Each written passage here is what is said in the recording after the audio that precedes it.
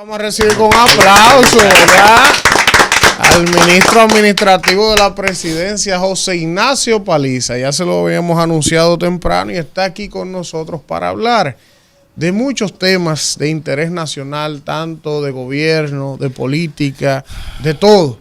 Así que antes que todo, José Ignacio, gracias por sacar de tu agitada agenda para estar con nosotros hoy en el día de hoy aquí en este espacio. Muchas gracias, un grato placer estar aquí.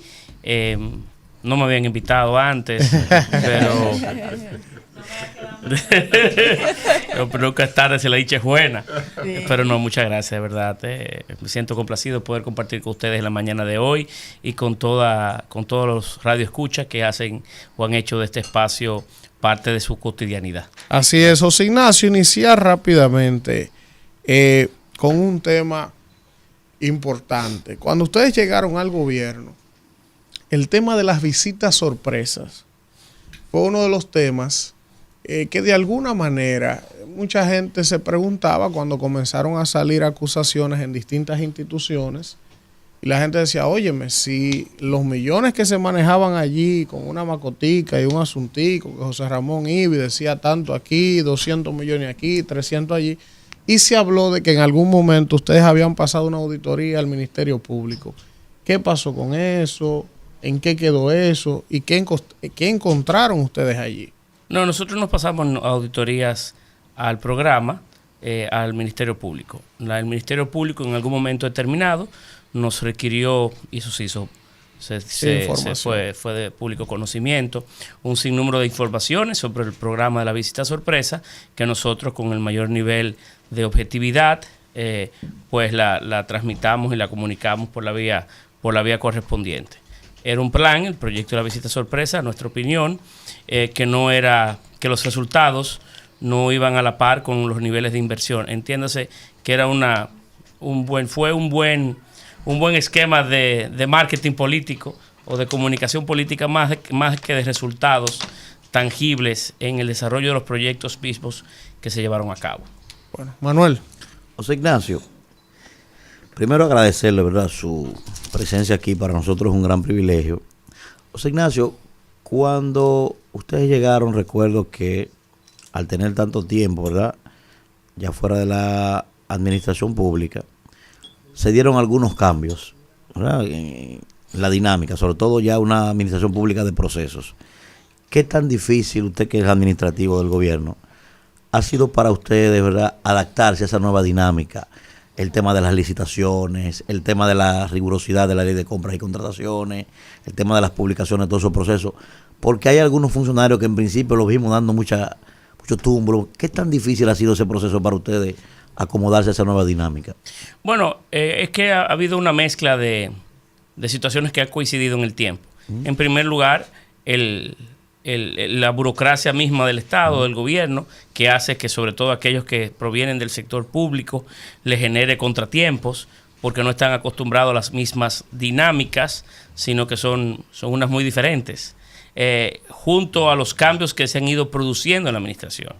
Esas dos coincidencias, articularlas en el tiempo, han hecho que algunos nos hayamos encontrado con situaciones en el trayecto. Sin embargo, ya 3 años de gestión gubernamental, hemos agotado una parte importante y un grado de conocimiento sobre las formas del Estado y del gobierno, de tal manera en el que ya eso no es necesariamente parte de una discusión principal en el día a día de la gestión gubernamental de todos nosotros. Sí, los procesos hacen que a veces la velocidad de la solución de problemas específicos no vayan, volviendo atrás, tampoco vayan a la par. Le puedo poner un caso muy emblemático que a mí me afecta mucho en el plano personal, que es como por ejemplo el famoso puente sobre el río Camus en Cangrejo, Puerto Plata.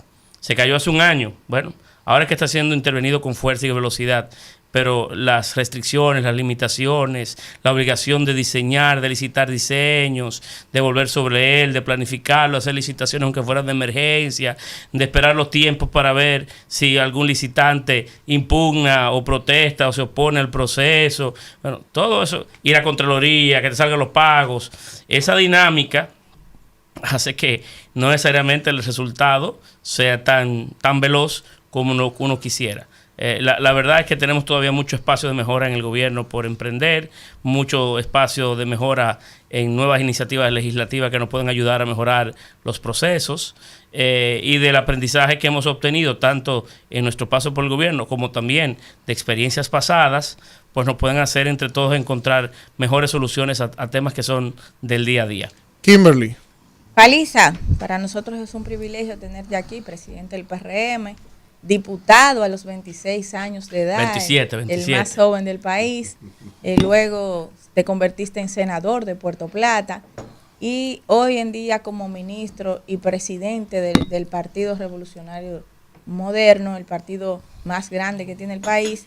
¿Qué reto ha significado para ti en medio de esta situación, una pospandemia, una guerra?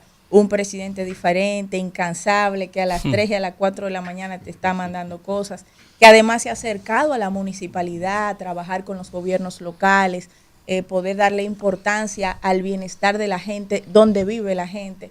¿Cómo se ha materializado esto para ti como experiencia en lo personal como político? Mira, mi principal reto en el plano personal es el tiempo, es poder conciliar el tiempo. Y creo que de todo aquel que se introduce en esta actividad política de la manera que uno lo ha hecho, entregado, apasionado, comprometido, el tiempo. Intentar dividir entre ser ministro, ser presidente del PRM, tener una agenda personal, familiar, ser amigo. Papá de Javi. Papá de Javi. Por cierto, mi esposa, vamos a tener otro hijo ahora. Felicidades. Felicidades. Si Dios no así nos lo permite, así será. Pero conciliar el tiempo y conciliar las agendas es muy duro, es muy difícil. Pero mi trayecto en estos 3 años de ministro administrativo ha sido de gran aprendizaje en el plano personal y de crecimiento como individuo. He tenido la oportunidad también de trabajar con un hombre, el presidente Abinader, que es una máquina de trabajo. Eso es muy bueno, pero tampoco ayuda a la parte inicial de la respuesta. Es una máquina de trabajo. Trabaja 16, 18, 20 horas al día, de lunes a domingo. No ha tomado un día de descanso, no ha tomado unas vacaciones para sí y su familia. Es una verdadera máquina, un hierro de trabajo. Pero en ese esfuerzo de dedicación de tiempo y de energías, es un hombre que es un gran gerente de proyectos, que presta atención desde a los grandes temas, los grandes ejes, misiones y visiones de su gobierno, hasta micromanagement. Le presta atención a los detalles. Y por eso ha sido exitoso, sobre todo en el manejo de crisis.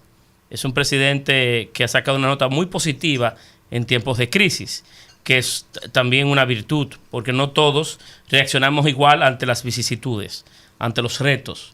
Cada quien tiene fortalezas y debilidades, pero una de sus fortalezas es que frente a los retos, pues se pone a la altura de las expectativas, se hace más innovador, más creativo, más resiliente y toma decisiones valientes, porque en crisis hay que ser valiente. Y bueno, y para mí como político, todavía relativamente joven, que cada día intento fortalecerme más como individuo y como persona para poder ser mejor. He aprendido mucho a su lado y he aprendido mucho en los últimos 3 años. Ha sido un buen recorrido en el plano personal. Víctor. Señor ministro, placer tenerle. No, pero no me traten de señor ni de ministro, que esto se acaba. Esto se acaba algún día. Pero la institucionalidad se impone y además usted es un representante. Tú eres un representante. Tú eres un representante. Si somos de la misma generación. Que le digas tú. Sí, tutéame, hombre. No, respeto siempre. Mire, no, pero yo no me siento respetado porque tú me tutees. No, para nada. Paliza puertoplateño, montellanero. Por convicción. Pero miren, hombre de campo. Hay mucha tensión o atención, básicamente, en el giro que ha dado la política macroeconómica del Estado de cara a lo que es el tratamiento que se le ha dado y que ha tenido el apoyo de toda la clase política del país y empresarial en cuanto al manejo de la inflación. De los 96 bancos centrales del mundo, ahora somos el único que ha bajado las tasas de interés y que ha generado inclusive, como se proyectaba por algunos economistas, el ascenso del dólar en cuanto a las cotizaciones diarias que se hacen en la economía. ¿Qué ha motivado eso? Y si el contexto preelectoral tiene alguna motivación para la dinamización de la economía, ya que estamos creciendo a 1.4% en el primer semestre de este año. Vamos. Eso por un lado. Y por otro lado, pues no sé, o habremos... Hay otra ronda. Déjala por ahorita la otra. Ronda. Está bien. Mira, Ministro, ¿usted entendió la pregunta? Claro, sí, claro. claro. Pero mire, Si acaso se le tiene que responder de nuevo. no, muy bien. Okay. Mire, el Banco Central ha tenido un manejo muy oportuno del manejo de la política monetaria. De tal manera que ha tenido resultados muy positivos a través no solamente de los últimos 3 años, sino de la historia de la dirección hoy del Banco Central. Puede tener diferencias, puede uno en algún momento determinado distanciarse de tal o cual visión, pero la verdad es que la política o los esfuerzos del Banco Central han sido oportunos a través del tiempo. Y de tal manera que en este contexto en el que usted describe, hemos logrado, Banco Central, Ministerio de Hacienda, uno, mejorar la nota crediticia o los ratings de riesgo país de República Dominicana, cosa que no ha hecho casi ningún otro país de la región. Hemos logrado tener las reservas en dólares más altas de la historia de la República Dominicana. Es más, el día que el Banco Central quisiera, por una razón u otra, reducir o llevar la tasa a tal o cual nivel, tiene las condiciones y las reservas de sobra para poderlo llevar o para poderlo hacer. Tenemos hoy, vuelvo a repetir, las más altas reservas en la historia de la República Dominicana. Inclusive el manejo y los esfuerzos que hicieron contra la inflación llevaron a que también la República Dominicana, aun cuando evidentemente ha habido inflación en algunos rubros específicos, pero ha sido una inflación ponderada o manejada, sobre todo si se compara con otros países de la región, a un dígito la inflación en los últimos periodos. También muy inteligente los juegos en la política monetaria para llevarnos a esa condición. No tengo yo dudas de que en la medida que avance el tiempo, el banco hará lo que entiendan oportuno y necesario para mantener, ¿verdad?, la estabilidad macroeconómica en la República Dominicana como la ha habido hasta el momento, al tiempo también que permite que la economía siga avanzando, siga creciendo y siga evolucionando de forma positiva. Ya anunciaron, si no me equivoco, que iban a detener las bajadas de las tasas en espera de ver cómo se diseñaba, ¿verdad?, el curso de otros jugadores en los mercados internacionales, a ver qué hacen. Pero asimismo, como el mundo en algún momento subió tasas, el Banco Central subió tasas, y cuando hubo que bajarla también la bajamos. El Banco Central también lo hizo. Así que creo que los mercados y la economía dominicana en sentido general puede encontrar tranquilidad en el manejo oportuno que ha hecho el Banco Central y el buen respaldo que ha tenido el banco en el manejo de las políticas fiscales de nuestro país, en manos del Ministerio de Hacienda, que también ha tenido una buena contrapartida. Alfredo de la Cruz. José Ignacio Paliza, ministro administrativo de la presidencia y presidente del Partido Revolucionario Moderno. Un saludo muy afectuoso le manda a don Antonio Espaillá. Muchas gracias. Presidente del grupo RCC Media. Mire, usted sabe que usted comparte esa dualidad de ser presidente del partido y ser funcionario de primer orden y persona de mucha confianza del presidente de la República. Y por eso yo quiero hacerle esta pregunta.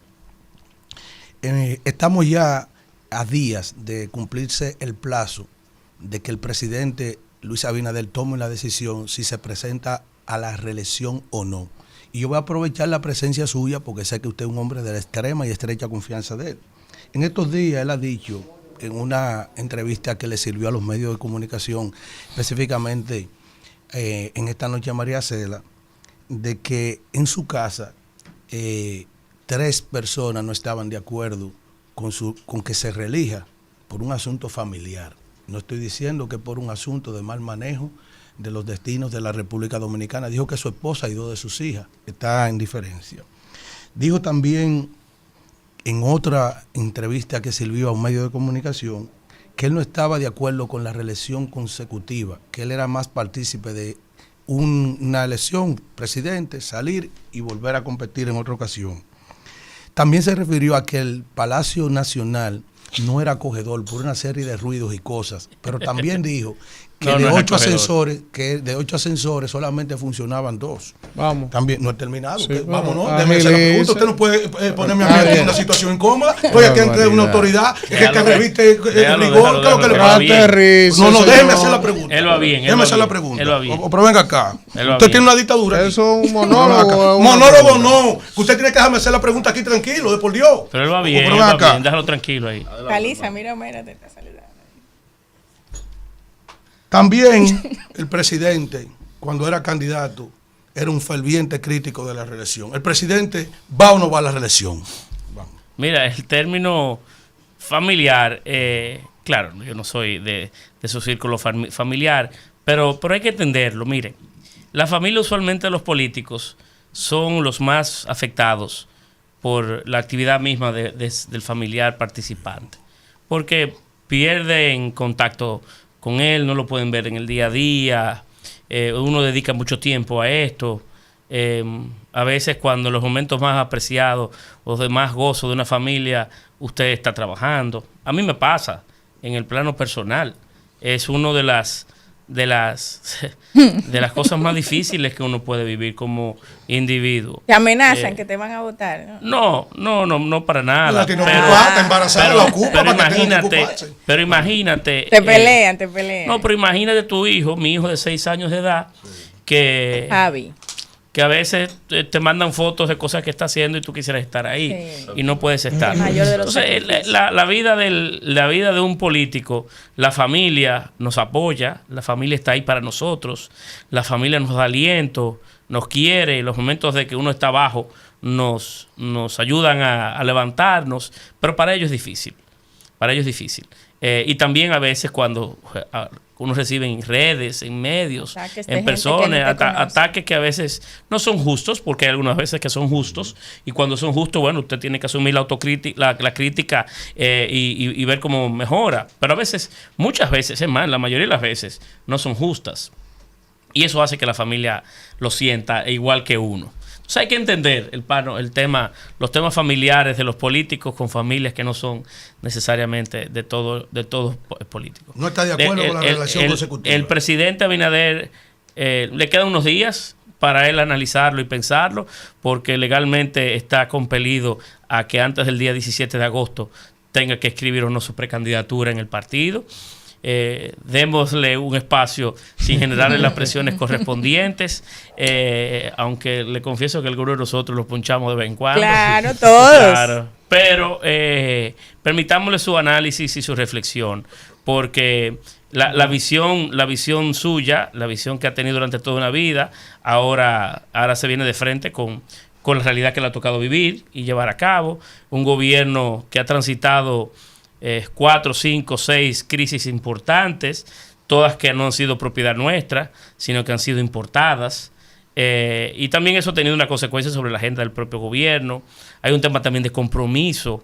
A veces en este mundo y en la vida no necesariamente es lo que usted piensa o crea, es también lo que el compromiso que tienen con otras generaciones y con otros, y con un legado y con una trayectoria. Es más profundo que una decisión personal. Hay cosas a veces que usted hace no necesariamente porque le llena de deseo, sino porque usted tiene el compromiso de hacerlo. ¿Cuántas veces no has tenido tú que pedir disculpas? Yo me he devuelto muchas veces. Muchísimas veces. Sí. Porque la vida te obliga, porque hay cosas que están por encima de ti. Sí. Y cuando tú tienes compromiso y tienes valor, la valentía que debe tener todo hombre y toda mujer, y respeto a sí mismo y a los demás, pues hay decisiones que usted se la toma a la altura de las circunstancias. Un acogedor del palacio. El Palacio es un edificio de 75 años de edad que nosotros encontramos en muy malas, ni título tenía, que nosotros encontramos en muy malas condiciones. Y tiene la elegancia de ser el palacio de un dictador, y no necesariamente es el espacio, sobre todo para el que está acostumbrado, como el presidente Abinader, a una labor de día a día, de ser un gerente de proyectos, de verse envuelto en la comodidad que te requiere tú dedicar 20 horas al día a tu oficina, encontrarte en estos palacios o estos salones que son bellísimos, pero que no van acorde necesariamente ni con la realidad del país que tú diriges. José Ignacio. Entonces no es necesariamente el más. Mira. Es un gran símbolo y es un gran patrimonio de todos los dominicanos, pero es distinto. José Ignacio, en esta ronda, viene la segunda ronda, ¿verdad? Vamos a hacer una dinámica interesante porque son demasiados temas. 2 preguntas cada uno, pero puntuales, para que podamos avanzar y no se nos queden temas. Mire, yo tengo 2 temas. El primero es, a propósito de la pregunta de Alfredo, reelección del presidente. Yo he presagiado aquí, no porque tenga una bola de cristal, que pase lo que pase, José Ignacio, después del día de las elecciones en mayo, si ustedes ganan en primera vuelta o lo que ocurra, en el PRM se va a desatar un asunto complicado de cara al 28. David Collado dijo el otro día que mucha gente no entendió eso. 28, 32, 32, 36, una cosa así. Voy yo. Cuando como que lo que debemos estar en el 24, ¿verdad? Pero ahí hay otras personas. Está tú, que aunque no ha dicho que tiene un proyecto, pero por tu juventud, por las posiciones que has ocupado, no tengo proyecto, por el trabajo acumulado. No tengo proyecto. No importa que no lo tengas, pero por lo que es una figura presidencial Muchas por gracias. tu edad, del por el partido. trabajo, por la experiencia. Entonces está Wellington, está Yayo, está Carolina. Hay muchos aspirantes y ese es el debate. Ahora, ¿cómo van ustedes a lidiar con ese proceso post elecciones del 24 de manera interna, sobre todo cuando nos vamos a la historia de ustedes como partido, del PRD, las islas, de los grupos, el asunto? ¿Cómo tú presagias lo que va a pasar ahí? Eso es lo que quiero, eso por un lado. Y lo otro, José Ignacio, el tema de la gasolina y ya la formulita quedó atrás, hubo bajas del barril del petróleo varios meses y se congelaba. Uno entendía en un momento que era lógico porque ustedes necesitaban recuperar parte de ese subsidio que se había brindado por meses, pero la gasolina se congeló y no bajó. Ahora sube la gasolina y eso evidentemente impacta de manera directa el bolsillo de la gente. Vamos a ver, explícanos. Mira, eso. Dos temas. En primer lugar, debemos de pasar el proceso político que tenemos por delante. Nos queda 7, 8 meses para el proceso presidencial de mayo, y una vez transitado el curso de este proceso político y en espera, claro, de que el gobierno nuevo pueda progresar en el tiempo, ya habrá espacio para que podamos discutir sobre el futuro político del PRM, que está llamado a tener muy optimistas y esperanzadoras resultados y procesos en los periodos venideros. Pero pasemos primero el 24 y lleguemos y esperemos llegar ahí para poder discutir. El PRM sí tiene una gran virtud, y es que hay una nueva generación de políticos, quizás el único partido que tenga esa naturaleza hoy, en todo el territorio nacional, que tiene mucho que aportar al país y que tienen muchas condiciones de formación, de identificación con las causas nacionales. Hay mucho futuro en el partido por la cantidad apreciable que hay de nuevos dirigentes, pero también de una nueva visión. Los conflictos de la vieja política no están presentes en el PRM. El PRM ha sido un partido que ha sido capaz de construir unidad a través del tiempo. La principal de fuerza, la principal de sus armas ha sido la unidad que ha podido exhibir y la construcción de ese ejercicio fundamentalmente entre Hipólito Mejía y Luis Abinader, que habrá de transitarse hacia las nuevas generaciones. Y yo no tengo duda alguna de que el futuro del partido será uno importante y que habrá concilio, habrá acuerdos, habrá entendimientos, habrá sinergias que construiremos entre una nueva generación de políticos que confluimos hoy a lo interno del partido. La gasolina. Mire, con relación a la gasolina, hay varios elementos que hay que resaltar. Resaltemos que duramos 19 meses con precios fijos.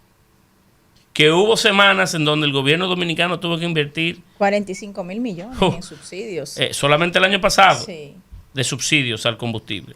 y que eso fue uno de los elementos principales que nos ayudó a mantener los niveles de inflación y que el impacto de los precios internacionales no fueran tan duros en la familia dominicana. 19 meses subsidiando el combustible, día tras día, semana tras semana, aumentaban y se mantenían estables, inclusive por debajo de precios de países productores de petróleo, como los Estados Unidos. El gobierno gerenció con inteligencia esa etapa, así como subsidió otras áreas, como el trigo, como el arroz, como la urea, piensen en algo que sea transversalmente impactante en la economía dominicana y en la canasta básica familiar que el gobierno dominicano no haya impactado. Y eso es una realidad. Nos queda pendiente reformar el sistema. Hay inclusive un proyecto de ley en el Congreso Nacional para esos propósitos, y creo que hay una tarea pendiente sobre la cual pudiéramos venir para ver cómo podemos mejorar los niveles de que este tema no sea uno que se haga o que sea parte de un debate cada semana, sino que pueda generar mayor nivel de tranquilidad y de estabilidad a la familia dominicana. Por ejemplo, eso de estar cambiando el costo o el precio de los combustibles toda la semana, solamente creo que no ayuda, solo genera ansiedad. Y hay temas y hay reformas pendientes sobre las que tenemos que trabajar. Pero aplaudamos el hecho de que durante 19 meses el gobierno dominicano coge los precios. Hay países que lo mantuvieron libre, y el impacto fue muy duro sobre las familias de aquellas. Manuel. José Ignacio, dos cosas. Primero, el mundo está ahora mismo centrado, José Ignacio, en la próxima reunión de los BRICS en Sudáfrica. De hecho, hoy mismo Bolivia anuncia oficialmente que busca su adhesión. Unos 20 países están buscando su adhesión, y está el tema también de la moneda. Esa es la reunión más importante que hay, que queda por lo menos del año.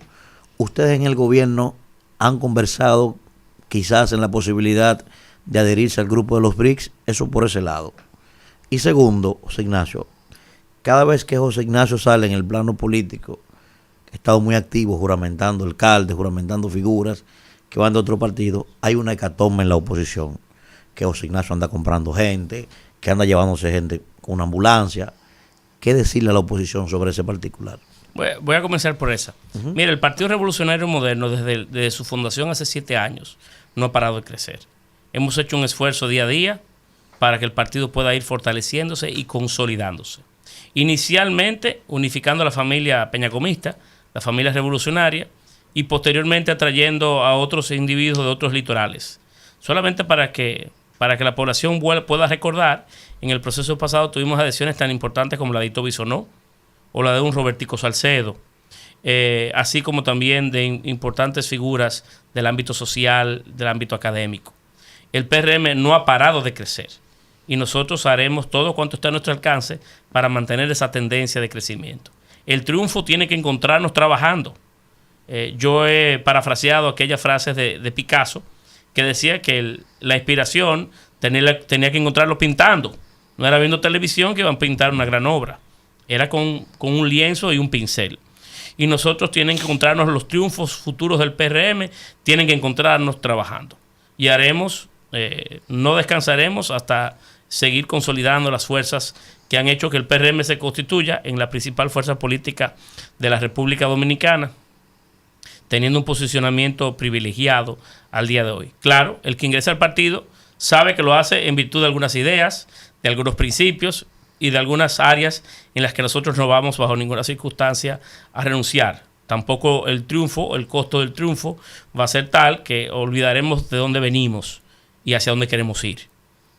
Las victorias electorales no pueden bajo ninguna circunstancia tampoco borrar la filosofía central de tu organización y de la razón por la cual te constituiste. Pero nosotros los mantendremos, iremos siguiendo creciendo. Lo que pasa con la oposición es que ellos ejercieron modelos en el pasado que creen que son los propios nuestros. Creen que nosotros estamos replicando lo que ellos hicieron. Y no es así. Nosotros no vamos a volver a las fórmulas del pasado, ni queremos volver a replicar los modelos del pasado. Los nuestros son diferentes. Y hoy, el que quiere participar en política y tener mejores potencialidades o que sus proyectos tengan mayor nivel de viabilidad, es evidentemente que con la organización más fuerte que pueden lograrlo. Y son múltiples las razones que hacen que el partido haya teniendo ese nivel de adhesión a través del tiempo. El tema de los BRICS. Mira, con relación al tema de los BRICS, el mundo hoy que transita por espacios muy, muy interesantes. El ambiente internacional es uno hoy muy curioso, que debemos de seguir estudiando día a día. He participado en algunos eventos internacionales en compañía del presidente Abinader y noto que inclusive en segmentos o en áreas, en espacios que deben de ser para unirnos, el mundo busca forma de distanciarse o cada uno llevar su agenda sin darse cuenta a la izquierda o a la derecha de que quizás hay elementos que nos unen entre todos que sean más fuertes que los que nos dividen. Y en esa pequeña comunidad que es hoy el mundo, yo soy de los que creo que tenemos que buscar las áreas que nos puedan encontrar y unirnos más antes que dividirnos. Pero en tu caso muy particular, es una pregunta para que el propio ministerio lleve a cabo o exprese. No quisiera yo bajo ninguna circunstancia dar aquí una nota o una idea que luego resulte no útil para los propósitos del país y de las propias misiones diplomáticas nuestras. Es una pregunta para el ministerio, porque yo tengo la mía, pero no necesariamente la entendí. Todas estas cosas tienen sus formas, Kimberly. tienen su proceso. Alisa, de cara a este nuevo mundo que estamos viviendo, a esta realidad que es el cambio climático, que ya lo estamos viviendo, que República Dominicana es uno de los países más vulnerables ante el mismo, y este renacer que ha tenido el país en relación al turismo, Puerto Plata, que es una de las provincias donde más ha estado presente esta revolución y que más promete en este sentido, que tú eres de allá, que la has representado, y cómo eso se ha traducido políticamente. Hoy en día, donde vivimos en un mundo donde los liderazgos son de cartón, aprovechando la democratización de la información, muchos políticos construyen su liderazgo a través de las redes sociales y guardan distancia de sus comunidades, de los problemas que deben enfrentar y no están conectados con la realidad. Tú que eres un político que siempre has estado conectado con tu pueblo, con la sociedad que te ha tocado representar una y otra vez, ¿cómo has tú contrastado con esos liderazgos de cartón y el liderazgo que tú representas en estas nuevas generaciones? Mira, el mundo y la forma de hacer política van variando y cambiando cada día, sí. Pero no hay duda que las redes y las nuevas formas de comunicación no lo son todo. Yo recuerdo de manera muy particular una vez que luego de haber sido electo senador, que ingresé en el Estrecho, hay el Distrito Municipal del Estrecho en Puerto Plata, el Distrito Municipal Omar Bros, hay un cruce justo en el centro del distrito. Y hay un colmado famoso. Me paro yo en el colmado, no me acuerdo que pedí, una Coca-Cola o algo por el estilo. Y para sorpresa mía, acabando yo de ser seleccionado, habían 4 o 5 individuos y nadie me saludó. Digo, bueno, esta gente que están aquí no votaron por mí. No, es que no me conocían. No me conocían. Inclusive algunos de ellos habían votado por mí. Pero la política es mucho más amplia. Sí. Y no todos vivimos necesariamente conectadas a las formas de comunicación y de intercambio de hoy. Hay una gran parte de la sociedad que vive en su propia realidad, en su propio mundo, que no es necesariamente el nuestro ni el de la generalidad. Entonces hay que hacer política, hay que mantener de cierta manera muchas de las formas tradicionales de construir política, de estar cercano a la gente, de conversar con ella. La mano a mano, la cara a cara tiene mucha importancia. La gente aún, el calor personalizado de la labor política tiene mucha fuerza, como lo tienen cada uno de los aspectos de la vida. No es lo mismo una llamada por FaceTime que una conversación frente a frente con un amigo. Y bueno, y en esa complejidad hoy del mundo de la política tenemos nosotros que convivir y coincidir, pero siempre le recomiendo a todo el mundo que participe en política, que el calor, la socialización como la conocíamos, como la hemos conocido siempre, tiene más fuerza que cualquier otra herramienta. Vamos acabando, Víctor. Señor ministro, al llegar al palacio hubo una frase que se iconizó de parte suya, el Estado era más grande de lo que pensábamos. Y a lo largo ya de estos prácticamente 3 años de gestión, las colectividades, los focus group que uno hace en el día a día, el fragor político, palabras como improvisación, incapacidad, desesperanza, y ahora lo que tiene que ver con el decaimiento de determinados servicios públicos, le ha quedado grande el gobierno al PRM. Y por otro lado, en lo que tiene que ver con esta situación que aparentemente es anómala, aunque no es su jurisdicción ministerial, pero sí como gobierno, que es lo que pasa con los Estados Unidos, que no determina un embajador en República Dominicana. Y eso ha generado también muchas inquietudes, más de pasillo, obviamente, pero llama mucho la atención que a pesar de tantas dobleces que se han tenido a los intereses de Estados Unidos, no haya una representación diplomática del primer orden como socios principales que somos. Mira, no es el único país del mundo, ni de la región, que viven bajo esa condición, ni tampoco es la primera vez en la historia de la República que se dan casos similares. Y creo que es un tema de política doméstica norteamericana y no necesariamente nada que ver con las relaciones bilaterales, que están en muy buen momento. Es un tema de política norteamericana la que ha generado, o lo que ha podido generar quizás este espacio de relativo vacío. Sin embargo, hay que entender que en esas misiones diplomáticas de países como los Estados Unidos, en los Estados Unidos, en República Dominicana, trabajan casi 1,000 personas que gozan de una estabilidad institucional que no es la que nosotros estamos acostumbrados.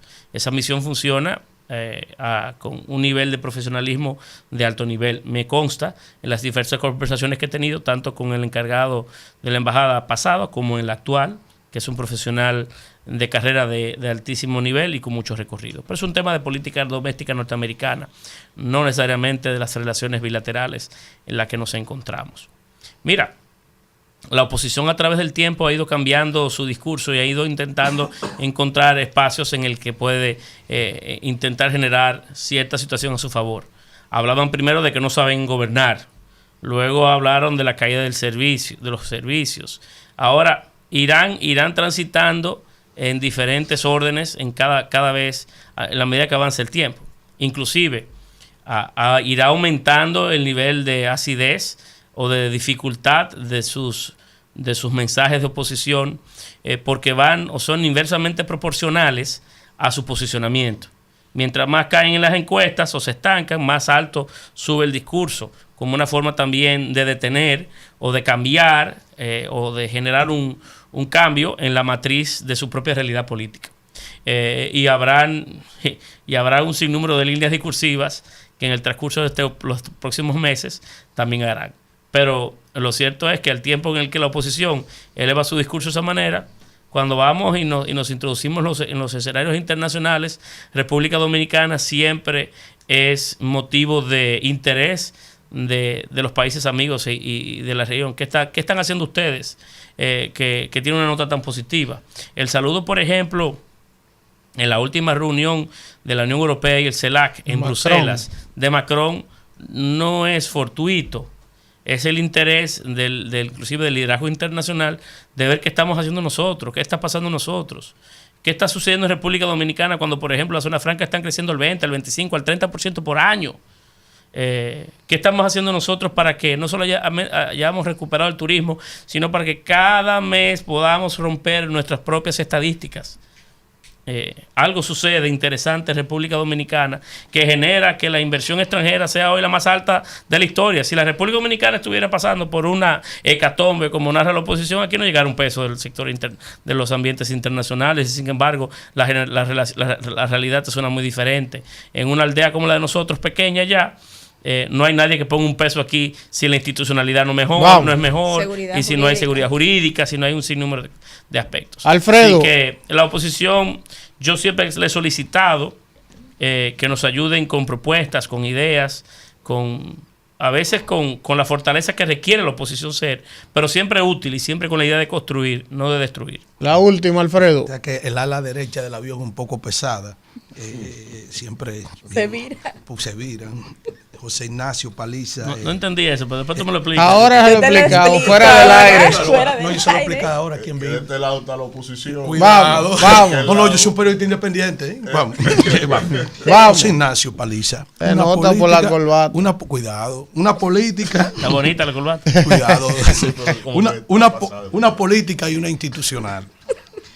José Ignacio, los países para su desarrollo es importante la energía eléctrica. En un trabajo que trae el destacado periódico El Listín Diario señala que al día de hoy de mayo, que por eso estamos aprovechando su presencia y algo que preocupa a la sociedad dominicana en términos de desarrollo por las pequeñas, medianas y grandes empresas y las inversiones que vienen y van, está señalando que en el día de hoy las pérdidas en Edenorte están en un 31%, 31,9%, en Edeste 55,4% y en Edesur 33,5%. Está denunciando el país una gran cantidad de apagones. Eso no ayuda en nada al desarrollo del país. Yo quiero saber primero su opinión sobre eso, si le preocupa, si se van a aplicar mejoras, su opinión sobre eso.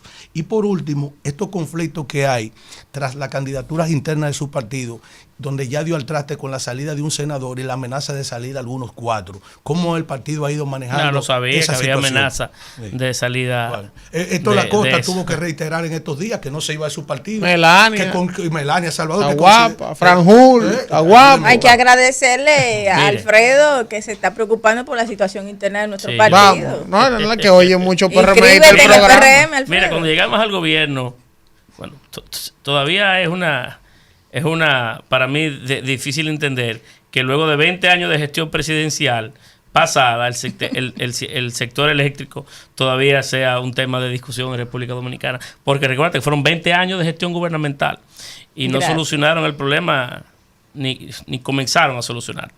Pero bueno, Ahora ellos tienen propuestas. ay, ahora. le damos un Vamos, sistema Mucha paliza, mucha con paliza. dos Ni debilidades comenzaron. fundamentales. Ayúdenme. Es como que muy. Ayúdenme, 20 por favor. comenzaron, Víctor, ni comenzaron. Vamos con Víctor. Chapaliza. Tenemos el tiempo en contra. Vamos. No comenzaron, ¿no? Punta Catalina, que costó el doble de lo que debió costar. Esa fue la solución. Y a Carbón. Y a Carbón, esa fue la solución. Que costaba 1.700 y salió en 3.000. Miren, hay dos problemas fundamentales cuando llegamos al gobierno existía en el sector eléctrico. Uno, que no había reserva fría. Léase, que la demanda y la oferta eran iguales. Se iba a una planta y había apagones de forma inmediata. Y eso es un tema importante, porque ¿qué pasa? Que el consumo eléctrico en República Dominicana aumenta entre 100 y 150 megas por año. Lo que significa que usted tiene que prever hoy que en 4 años, 5 años, usted va a necesitar otro Punta Catalina construido. Sumado Si al no cambio comienza hoy a climático. construirla, en 5 años tiene otra crisis energética. Sumado al cambio climático. Bueno, que tampoco sabemos qué va a pasar, porque si siguen aumentando los niveles de calor, pues entonces habrá más necesidad de energía en el futuro. Lo que equivale a decir es que la programación en el tiempo es una muy importante. Hemos logrado vencer el tema del suministro energético, porque hemos instalado de forma rápida, no solamente hemos dado velocidad al proceso de instalación de sistemas de energías renovables, sino también de algunas plantas que de manera casi inicialmente provisionales, pero que se han instalado rápidamente para poder suplir la demanda. Y se están en proceso de construcción en Montecristi, por cierto, varias terminales nuevas que nos ayudarán a prever en 3 o 4 años que no exista la situación que hoy por la que atravesamos. Y en segundo lugar, que sí es una tarea pendiente, son todos los sistemas de transmisión y distribución del sistema.